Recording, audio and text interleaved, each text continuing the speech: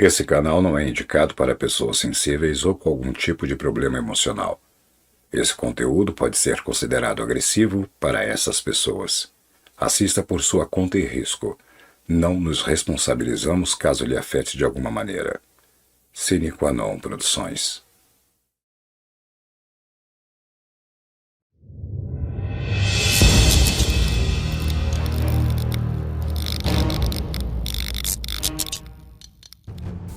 Quando falamos em vampiros, a primeira imagem que surge em nossas mentes é a sensualidade, a imortalidade ou o terror.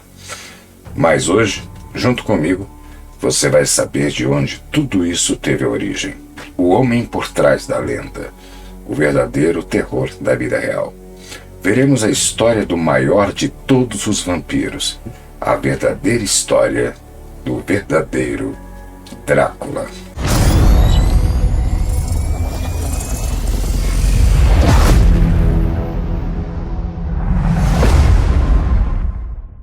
Drácula não morava na Transilvânia.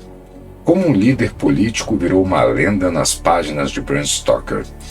As respostas são sombrias e incertas, mas podemos tentar esclarecer.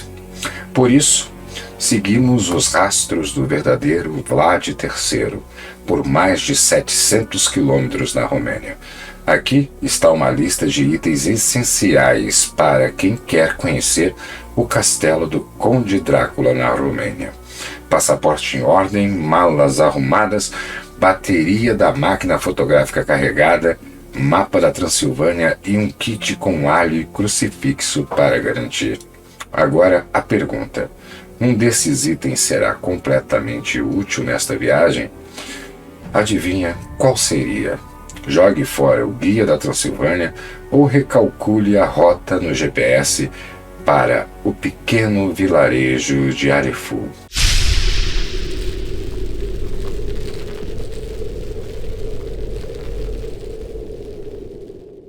No condado de Curteia, de Arges, a cerca de 180 quilômetros de Bucareste, a capital romena. Foi lá que Vlad III Dracul, que era conde, mas fazia papel de príncipe, defendeu seu território contra ataques do Império Otomano no século XV. Na época, ele era governador da Valáquia, uma província que ocupava quase todo o sul da Romênia. Apesar de ter resistido bravamente durante anos, o que evitou que os turcos avançassem por aquela região da Europa, ele acabou derrotado pelos otomanos. Não sem antes ter matado de forma cruel dezenas de milhares deles e construído uma reputação tão eterna quanto a pós-vida de um vampiro.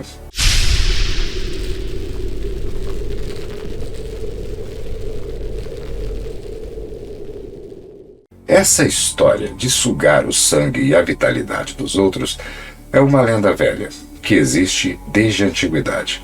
Não dá para saber se algum dia a prática deixou de ser lenda. Se depender de Vlad III, a mania de chupar sangue alheio continua fazendo parte da ficção. Ele era cruel, é verdade, mas a sua prática favorita era o empalamento. Funciona assim: você pega uma estaca de madeira de mais ou menos uns 3 metros, introduz na posição vertical no ânus do inimigo e o assiste deslizar lentamente estaca abaixo até a morte por horas ou dias. Muita gente morreu desse jeito nas mãos de Vlad, inclusive conterrâneos que se viravam contra a corte. A fama era tanta que o conde ganhou um sobrenome apelido Tepes, literalmente empalador em romeno.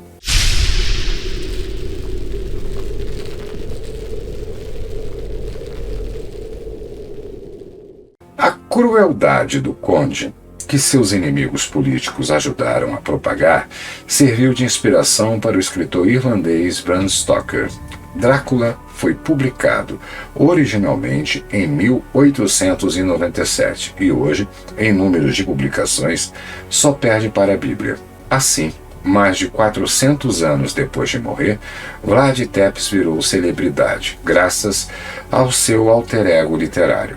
Também entra na conta de Bram Stoker a proeza de tornar famoso o Castelo de Bram. pequena cidade localizada no estado da Transilvânia. Isso tudo sem o escritor jamais ter posto os pés na Romênia. Mas o mérito da fama do castelo não é só dele. O setor de turismo romeno aproveitou que a fortaleza, construída em 1211, era parecida com a descrição de Stoker e a colocou na lista de sugestões para o roteiro dos viajantes. Agora, todo ano, cerca de 700 mil turistas visitam o local. Agora, se Vlad III já pisou no tal castelo, ninguém sabe. Embora as relações públicas do Castelo de Bran, Alexandra Conajo, garanta que ele tenha ficado pelo menos por 10 dias na condição de prisioneiro do rei da Hungria, Matias Corvino. Não há nenhuma prova da passagem do príncipe pelos aposentos palaciais. Aliás, a masmorra onde ele supostamente ficou preso nem está aberta aos visitantes. Alexandra explicou que justamente neste local funciona o escritório onde ela trabalha, e a entrada é proibida.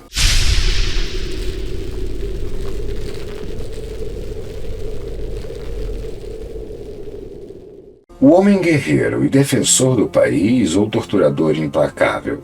A história de Vlad Tepes tem capítulos dedicados a sustentar as duas imagens.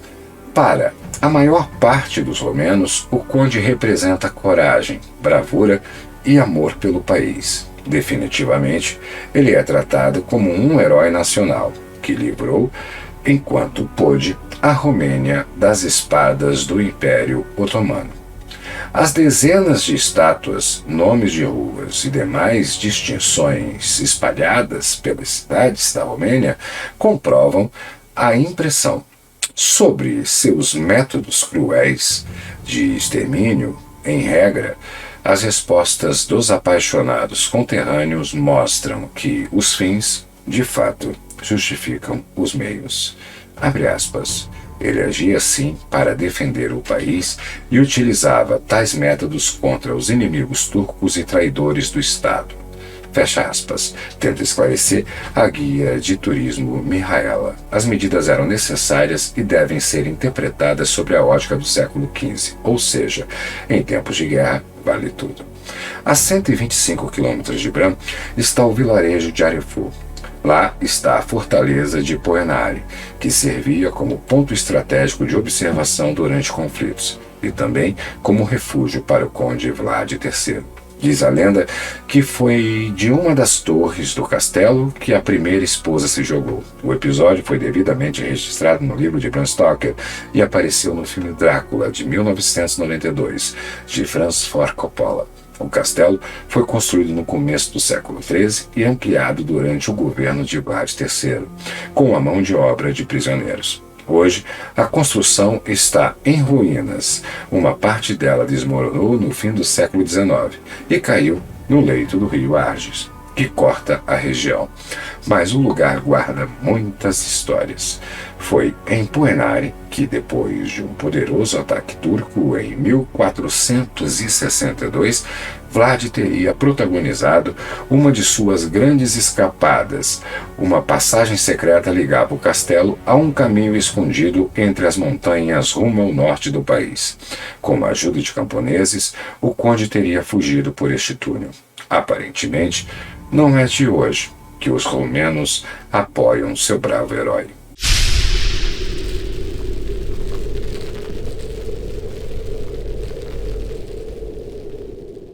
Visitar as ruínas não é fácil. Os turistas precisam pagar 5 lei, o equivalente a cerca de R$ 3,70, e subir 1.480 degraus. Mas vale o esforço. Lá de cima dá para ter uma visão privilegiada das montanhas de Carpatos. E a Transilvânia? Onde entra nessa história? Foi lá que Vlad III nasceu, em 1431. Mais precisamente na cidade de Sigaskorra. Vlad era filho do nobre Vlad II Dracul, que governou antes dele a Valáquia. Aliás, foi daí que surgiu o apelido Drácula, em latim Draco, significa dragão, ordem à qual Vlad II pertencia, cuja principal função era defender a Europa cristã do Império Otomano.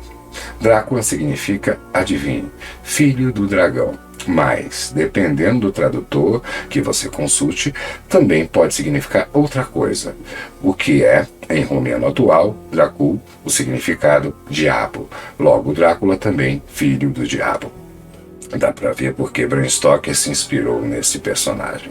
Vlad III passou os primeiros anos de sua infância na sua cidade natal. Em 1436 se mudou para Targoviste, capital do Principado da Valáquia, quando seu pai assumiu a liderança da província. Em 1442 sua história mudou. Vlad III, então, uma criança de 11 anos, e seu irmão mais novo, Radu, foram entregues ao sultão otomano Murad II, como garantia de que seu pai, Vlad II, iria se comportar. Ou seja, os reféns garantiriam que Vlad, pai, jamais bateria de frente com o Império Otomano.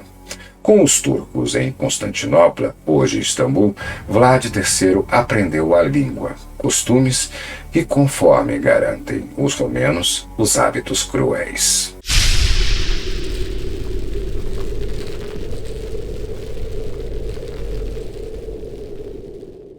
O acordo acabou em 1448, quando Vlad III foi informado da morte do pai e do irmão mais velho, Mircea. Mas a essa altura já fazia um ano que eles tinham sido assassinados pelos nobres da Valáquia, que supostamente deveriam estar do mesmo lado de Vlad, pai. Com 17 anos, Vlad III deu início à série de guerras e lutas que marcariam sua vida. Seu irmão Radu, todavia, optou por ficar ao lado do sultão da Turquia. Determinado a recuperar o trono do pai, Vlad III retornou à Romênia e tomou o Principado da Valáquia em 1448, mas demorou um bocado até conseguir. Afastado do poder, ele juntou forças para, em 1456, aos 25 anos, ganhar definitivamente o trono que pertencera ao pai. Desta vez, o sucesso foi pleno. Ele matou em batalha o então governante Vladislav II e comandou a província por 6 anos. Foi neste período que Vlad III ganhou o apelido de Empalador. O reinado do príncipe marcou um dos mais importantes momentos da resistência contra os ataques do Império Otomano. É por isso que ele virou herói nacional.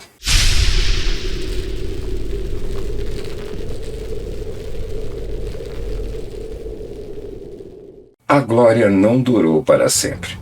Os recursos da Valáquia para a guerra, que vinham do Império Húngaro, começaram a ficar mais escassos, até que não deu mais para segurar. Um ataque otomano tirou Drácula do poder. Sabe quem estava no comando dessa investida? Radu, o irmão mais novo de Drácula, que passou a governar a região. Vlad III não teve outra opção e fugiu para o Império Húngaro, onde ficou preso por 12 anos. Mas o regime da detenção não era muito rígido, tanto que Vlad III se casou, teve filhos e chegou à condição de membro da família real. Tudo isso enquanto ainda era prisioneiro. Anos depois, quando a moral do ex-príncipe já estava no alto e ele não estava mais na lista dos mais procurados dos turcos, Vlad III decidiu reconquistar a Valáquia pela 3ª vez. Ele contou com o apoio de forças húngaras e de seu primo, o príncipe da Moldávia, Estevão. Nessa época, Radu já tinha morrido, e quem mandava na Valáquia era Basarab, o velho. Quando o Vlad III chegou lá, o governante ficou tão assustado que preferiu fugir a encará-lo de frente. A reconquista, portanto, deu certo. Só que no mesmo ano, Vlad III morreu misteriosamente. Ele tinha 45 anos. Enquanto parte dos historiadores diz que ele morreu em batalha contra os turcos, que estavam tentando recolocar Basarab no poder, outra leva sustenta que ele sucumbiu numa emboscada armada pelos burgueses descontentes de seu próprio reino. assim como tinha acontecido com seu pai. Os restos mortais do conde também geram discussões. Há quem garanta que eles estejam na ilha de Sinagov, a cerca de 30 quilômetros da capital Bucareste, mas já tentaram examinar uma ossada encontrada por lá e aparentemente não era dele. Outros dizem que a cabeça de Vlad III, separada de seu corpo, teria sido levada pelos turcos a Constantinopla, como prova de sua morte. Nessa história, que tem capítulos mais mirabolantes do que qualquer saga de ficção, esse parece ser um final mais plausível. Ou a gente pode simplesmente acreditar que ele se desfez em poeira, como diz a versão de Bram Stoker. Felizmente ou infelizmente, vampiros não existem. Mas se existissem, a essa altura do campeonato não existiriam mais pessoas comuns. Ou seriam celebridades em comerciais. Bom, essa última hipótese eu acho meio improvável, pois, tecnicamente falando, vampiros não podem aparecer em espelhos, não podem ser fotografados e, sendo assim, também não poderiam ser filmados ou gravados. Você tenha visto algum vampiro por aí? Poste aqui nos comentários, mas já vou te avisando que eu não acredito.